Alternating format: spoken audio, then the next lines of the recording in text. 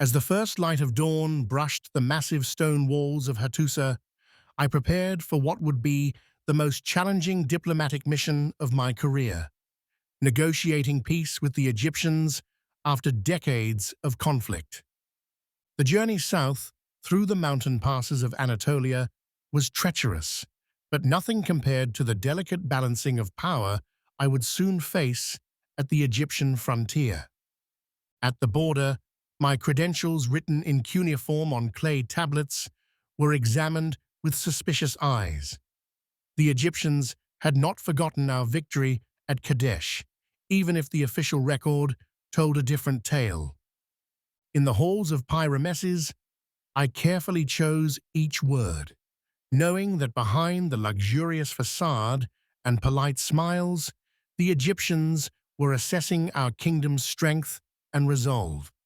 For days, we negotiated borders and buffer states, each side yielding small concessions while guarding core interests, the dance of diplomacy unchanged since the first cities rose from the Fertile Crescent.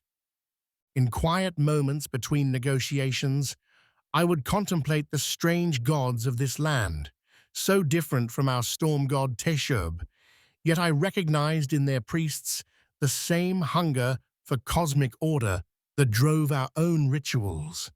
The banquets were lavish affairs, where more negotiating happened over wine than at the official table. I learned to savor strange delicacies while keeping my wits sharp enough to catch the subtle probes of my Egyptian counterparts. When finally I presented our terms to Pharaoh himself, I felt the weight of history. This treaty, if successful, would be the first of its kind between great powers, recorded in silver and clay for all time. Our agreements were sealed not just with royal seals, but with solemn oaths before our respective gods, the divine witnesses who would punish any mortal foolish enough to break such sacred bonds. As I departed with gifts and guarantees, I knew our hard-won peace would last only as long as our empires remained equally matched. Such is the pragmatic reality behind the flowery language of eternal brotherhood we had so carefully crafted. Returning to the Lion Gate of Hattusa, I brought not just a treaty, but a new era.